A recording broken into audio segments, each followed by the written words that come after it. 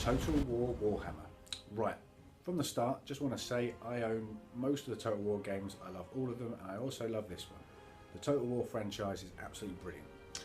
Now let's get into a bit more into this game specifically. Now if you've played any of the previous Total War games, you'll know roughly what to expect. But this one is a little bit different. Some of the game mechanics, certainly in terms of the battle side of things, are a little bit different to what they were before. Previously with like Rome 2 and some of the more recent titles, when the two sort of lines of sort of infantry or whatever collide, there's a lack of sort of physics impact. In the original Rome Total War, it did happen, especially with the cavalry. You could see people getting knocked back, and you still get it with the cavalry with some of the previous games. But this one, it's got that sort of physics and mechanics in much more. So when they collide and stuff, there's much more of that sort of feels more alive, more active. It looks more real, as much as orcs and things fighting can look real. The opposite to that though is once they're in fighting each other. I'm quite a Total War geek, especially in terms of sort of the battle side of things. I like to get involved and like see right what's going on and stuff, seeing the various different troops fighting each other and having those sort of one-on-one sort of melees they have within the sort of the battle that's going on. That is something that isn't quite so much there. It still exists, but there's a bit more just sort of actively just sort of doing their manoeuvres and then other people sort of dying as a consequence of being nearby or whatever. There isn't quite so much that sort of interaction. Now for people that care about that, it's a little bit of a shame, but it's not a massive issue. Most people, I imagine, don't care about that at all. It's probably just me. But like I say, those mechanics are a bit different. But on the whole, that sort of change in physics works a lot better. Graphics are well-rounded. They're another step ahead. This is an improvement beyond its predecessors. The graphics are right up there with what they need to be. Campaign map looks good. Runs pretty smoothly, generally speaking. The battles run smoothly. The one gripe I do have on that, actually, is when playing the campaign game, I do find that when I want to go into the battle, go into one of the battles, choose to do it as opposed to auto-resolve, it does take a long time to load up. Now I'm using an Alpha, Alienware Alpha i5, so it's not the most powerful machine in the world, but generally speaking it copes with things pretty well. Now these things, I know these games, the battles and stuff always take a while to load up, but they do seem to, especially in campaign, seem to take a long time, to the extent that I did find myself auto-resolving more than I might have wished to, just because I couldn't be bothered to wait another however many minutes it would be for the battle to load up. And on that note, when the battle's finished, it also takes pretty much just as long as that to load back to the campaign. If you're doing a simulation battle from the main menu, then it takes a while to load up, but not too long when you're doing a simulated battle. But once you've finished it, it goes pretty much back to the sort of menu screen straight away afterwards. With the campaign, it doesn't. So that little gripe of mine, it does take a little bit of a long time to load. But on the whole, the graphics and the gameplay and stuff like that are pretty sound. On the variety of armies, although there is a nice sort of variation, when you first get the game, I mean, you'll see me with a few different armies, and like I said, I've got some mods in there, so I've expanded it a bit myself. But the Total War franchise, whoever's sort of calling the shots here, are taking the mick a little bit. There is stuff that has been held back and then getting released as DLCs. Unfortunately, this isn't really on, because some of the stuff that they've held back are sort of important parts of it, and it's quite obvious they've held it back. Different characters or armies themselves, and they're costing about sort of 15 quid or whatever to buy a new one. That is pretty scandalous. On that note as well, this is going to be a trilogy, which is brilliant. 3 Warhammer games, that's brilliant. But again, you can see they're holding it back. Now I know they're all going to piece together and it'll become a big thing, but it doesn't feel so much like it's 3 big games coming together to an extent. It feels like they've held back a little bit. I've bought a few of the DLCs to my sins, but I would say that they are generally overpriced, and it does, like for example, Chaos weren't part of the standard bit. That is a problem, and it is a gripe of mine. It's part of the way the industry works these days, but there does seem to be a lot of money having to be spent to get what would be in essence the core game, even though you've already spent premium price on, I accept premium game, but then these DLC shouldn't be to the level that they are now. Something new to Warhammer is you're playing different types of sort of creatures, I guess. Obviously in Warhammer previously it's human based, it's reality based, it's historical based. Now this is in a fantasy realm, so you've got flying things.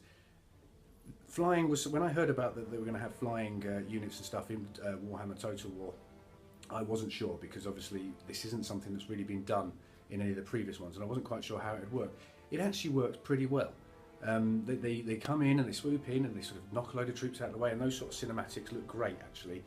When big things are charging in, giants and stuff like that, I know they don't fly, but those sort of, just going back to my cinematics, sort of not bugbear, but variations in how it was to the previous game. Sorry, these do look really good, and when they come flying in, smash everything about, and then they can fly off and they can get from one place of the map to the other much more efficiently, and it gives it an extra sort of bit. They're sort of like sort of more hardcore cavalry, but generally speaking quite vulnerable by archers in the air.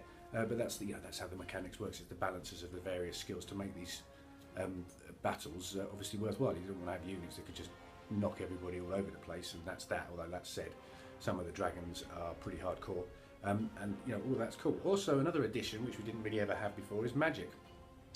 Now, I'm still yet to understand necessarily what all the different spells have done, but having magic in there just gives that extra element to the game. It gives much more replay just in terms of sort of the general battles and stuff like that.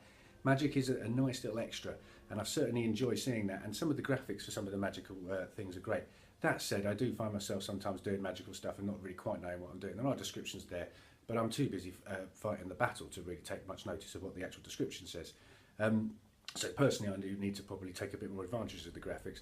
I'm not really a multiplayer person. I think probably if you were a multiplayer person on Total War, you'd probably be a lot more aware of how the different magic works, because I imagine it's probably a very, well, I've told, there's been a few times when I've battled against the AI and they've wiped out a whole load of my troops just with one spell. It's cool, but also fundamentally depressing. But like I say, it gives variations to it. So I've touched a fair bit on the sort of the battle side. The campaign side it's a solid looking map. It's reasonable size. It's got nice different sort of elements to it. And obviously, it's based on Warhammer, from what I understand. And yeah, it's a good size. Like I say, there's a fair few different human factions. There isn't just like when I heard about the game and first loaded up, as much as I moaned about having factions held back, what I was pleased to see is there wasn't just one lots of orcs. You know, there wasn't just one lot sort of Bretonian kind of like. There wasn't just one type of sort of empire like. Even Chaos, there is one Chaos faction, but there are other ones, a bit like Wildlings from Game of Thrones. There are other factions in there, which, if you download certain mods and stuff, are playable as well. And that just makes it feel more alive and more diverse. So I was actually pleasantly surprised with the campaign and the range of different factions that are in there. As much as I just made my big moan about the money thing, the only thing I would say about these factions is they're not playable unless, like I say, you download them. And they're all quite similar in terms of the human ones and stuff, but it just makes it feel a bit more alive. It's not just having humans versus orcs versus chaos versus whatever, or dwarfs, whatever else be in there. And also, just touching on, as much as I've had a big old moan about the DLC thing and how that they've basically chopped this whole game up into chunks to milk as much out of us. What I would say is that even if you don't buy the DLCs, generally speaking, there are elements of them that will still be brought into the game with the update once that DLC is released, such as Beastmen. I was surprised to see, I saw it being released and stuff, and when I replayed the game a bit later, I was surprised to see they actually were in the campaign. I can't play as them, but I do fight against them. So they are still in the game, it's just they're not playable, which in a way makes the DLC even more of a rip-off, because all you're actually doing is just choosing to play as them.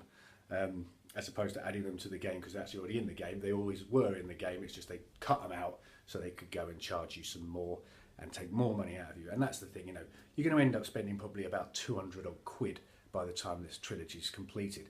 That's way too, even for something as good as this, and Total War franchise is possibly my favourite gaming franchise, certainly up there, but even for just for 3 games and with some DLCs, that's way too much. That's way too much.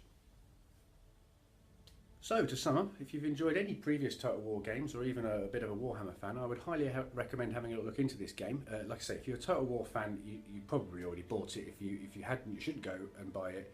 It's on sale at certain points. DLC-wise, you could probably get away without purchasing any of them particularly. But if you were going to purchase any, I would recommend Chaos and the Wood Elves. The rest, I wouldn't really. Oh, I think the Blood and Gore you have to pay extra for as well. Maybe that as well. Beyond those 3 DLCs, I wouldn't recommend any further ones. But yeah, like I say, great game. I've spent hours and hours on it. Absolutely loved it. I can't wait for the second one. Regardless of the whole pricing issues I have with this, I will still go and buy it. So, I mean, as much as I moan about all of this stuff, I'm still one of the mugs that go and spend my bloody money on these things. Final verdict for Total War Warhammer would be a 8 out of 10.